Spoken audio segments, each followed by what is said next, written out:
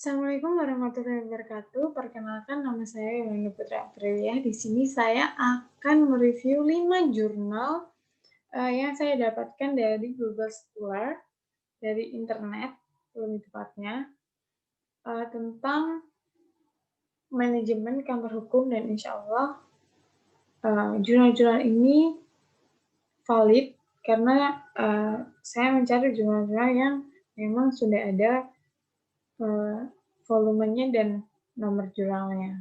Seperti itu. Nah, yang pertama ini ada dari Imelda Tamba, Sekolah Tinggi Ilmu Ekonomi Bentara Persada yang berjudul Peran Strategi Manajemen Sumber Daya Manusia Kantor Hukum Laurentius Arliman Simbolon dan partner dalam peningkatan daya saing di Kota Padang. Nah, di sini beliau menjelaskan bahwa fungsi sumber daya manusia ditinjau dari segi epistemologinya, menyusun keilmuan dalam rangka memberi solusi terhadap penyelesaian masalah dalam diri dan organisasi yang dapat disinergikan melalui aspek perencanaan, pengorganisasian, pengarahan, pengendalian, pengadaan, pengembangan, kompensasi, pengintegrasian, pemeliharaan, kedisiplinan, dan pemberhentian. Nah, beliau menjelaskan peran manajemen sumber daya manusia dalam meningkatkan daya saing, yaitu ada tiga cara. Yang pertama adalah advisory atau counseling role. Dalam peran ini, Departemen Sumber Daya Manusia berperan sebagai konsultan internal yang bertugas mengumpulkan informasi, menentukan permasalahan, menentukan solusi atas masalah tersebut, dan memberikan bantuan serta panduan dalam memecahkan permasalahan sumber daya manusia yang dihadapi oleh perusahaan.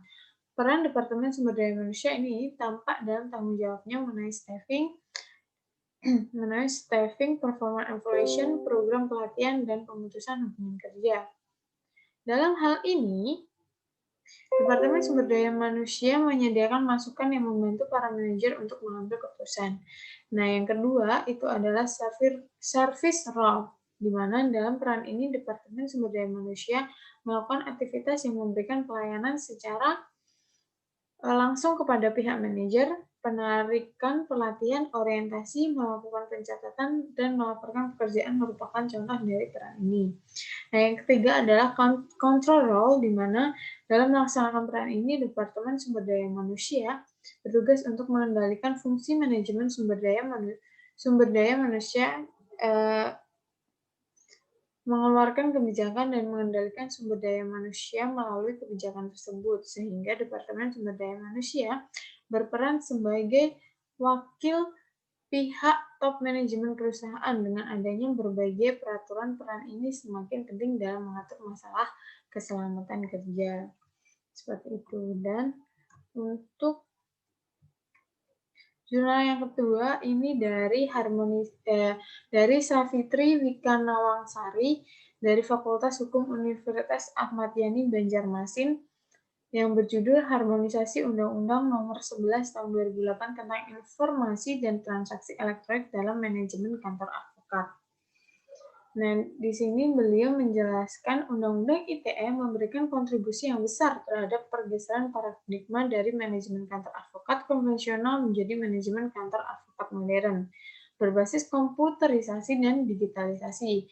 Hal ini terlihat antara lain dalam pembayaran gaji pegawai kantor advokat, pembayaran kontrak penanganan perkara, atau honorarium dari klien kepada advokat atau kantor advokat, dan transaksi-transaksi lain dengan melalui e-commerce atau tanpa markup atau paperless trading. Nah, otomatis kantor advokat dapat mempengaruhi penilaian para klien terhadap kompetensi individual lawyers yang menanganinya. Tim atau bagian kantor hukum dan kantor hukum itu sendiri, mengingat dari otomatisasi kantor advokat, para klien akan melihat kinerja atau kerja profesional para lawyers tersebut, termasuk penggunaan alat-alat elektronik berbasis teknologi informasi dalam komunikasi formal maupun informal dengan klien yang membutuhkan layanan jasa hukum dari semua kalangan masyarakat yang ada di seluruh penjuru dunia. Nah, kriteria yang digunakan untuk mengukur kadar kompetensi lawyer seiring semakin majunya perkembangan teknologi dan informasi modern secara global.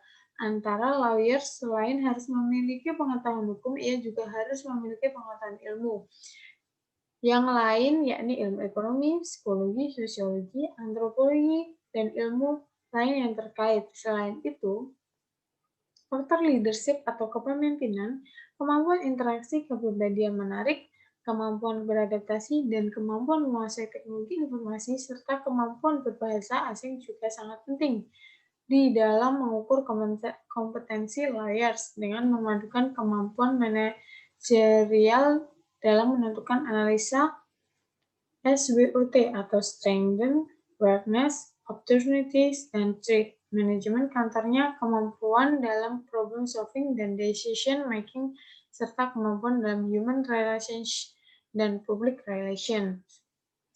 Nah, di sini kita masuk ke jurnal yang ketiga yang ditulis oleh Budi Endarto, Dani Teguh Wibowo, dan Eri Meta, ini dari Fakultas Hukum Universitas 17 Agustus 1945 Surabaya, di mana dengan judul Pengembangan Aplikasi E-Ligitasi Kantor Hukum di Surabaya.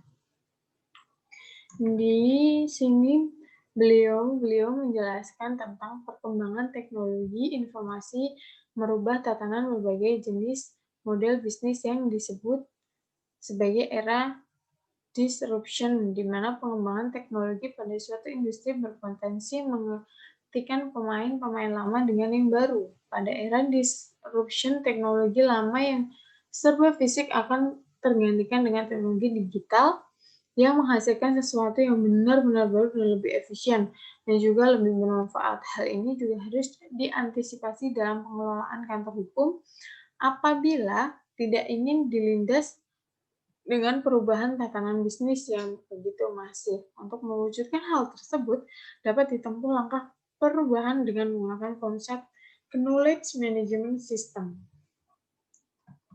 Untuk mengantisipasi pergeseran model bisnis kantor hukum dalam era disruption, diperlukan pembangunan teknologi informasi berupa klien portal, sistem informasi, dan digital data room. Selanjutnya, dalam subsistem yang lebih kecil dan teknis, perlu pengembangan konsep electronic document and record management system atau biasa disebut sebagai EDRMS, yang di dalamnya dikembangkan client file dan digital library. Nah, dengan diberlakukannya Peraturan Mahkamah Agung Republik Indonesia Nomor 1 Tahun 2019 tentang administrasi perkara dan persidangan di pengadilan secara elektronik, maka pengembangan konsep KMS dan EDRMS itu tadi pada kantor hukum dapat diperlukan mengantisipasi penerapan aplikasi e-course dalam layanan jasa hukum ligitasi di pengadilan. Nah, selanjutnya yang keempat, ini ada jurnal dari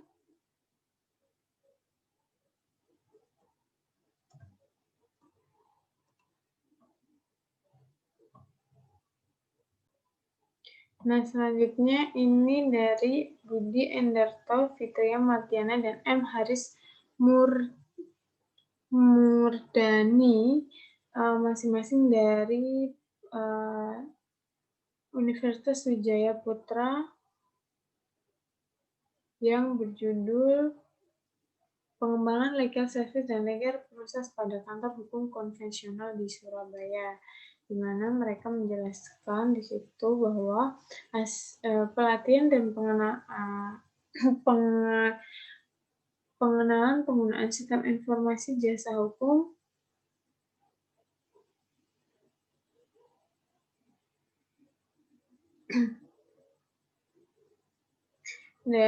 di mana pengembangan layanan jasa hukum non-litigasi pada mitra berupa legal due diligence melalui pelatihan memberikan kesempatan bagi mitra untuk mengembangkan alternatif layanan jasa hukumnya. Nah, penggunaan sistem informasi Firlo menjadikan layanan jasa hukum yang diberikan oleh mitra semakin cepat dan efisien. Pengembangan layanan jasa hukum dapat meningkatkan pendapatan dan efisiensi pada kantor hukum mitra melalui pengembangan legal service dan legal proses berbasis teknologi informasi. Seperti itu. Nah, untuk jurnal yang terakhir ini dari Musgan Situmorang dari Badan Pembinaan Hukum Nasional Kementerian Hukum dan Hak Asasi Manusia Republik Indonesia yang berjudul Membangun Akuntabilitas Organisasi Bantuan Hukum. Development of Legal Aid Organization Accountability. Di sini, beliau menjelaskan bahwa peran organisasi bantuan hukum dalam turut serta menciptakan keadilan dan kesamaan di muka hukum sangatlah penting. Hal ini diakui oleh pemerintah dengan diundangkannya Undang-Undang Nomor 16 Tahun 2011 tentang bantuan hukum. Melalui undang-undang ini, pemerintah memberikan peran yang lebih besar kepada organisasi bantuan hukum untuk turut dalam pencapaian cita-cita bangsa di bidang hukum, yakni equality before the law. Istilah akuntabilitas berasal dari istilah dalam bahasa Inggris accountability yang berarti pertanggungjawaban atau keadaan untuk dipertanggungjawabkan atau keadaan untuk diminta pertanggungjawaban. Akuntabilitas atau accountability yaitu berfungsinya seluruh komponen penggerak jalannya organisasi sesuai tugas dan kewenangannya masing-masing. Ketentuan yang terdapat dalam Undang-Undang Nomor 16 Tahun 2011 sudah mengantisipasi akuntabilitas organisasi bantuan hukum yang memperoleh dana bantuan hukum dengan cara menetapkan syarat-syarat yang ketat untuk organisasi bantuan hukum yang akan berpartisipasi dalam program bantuan hukum yang dilakukan oleh pemerintah. Hal itu dimulai sejak pendaftaran peserta dan adanya verifikasi faktual, kemudian penilaian atas berkas permohonan yang diajukan oleh penetapan kategori untuk setiap organisasi bantuan hukum. Di samping itu juga adanya mekanisme pelaporan dari organisasi bantuan hukum dan adanya pengawasan dan dari Kementerian Hukum dan HAM, seperti itu. Mungkin itu saja yang bisa saya jelaskan. Wassalamualaikum warahmatullahi wabarakatuh.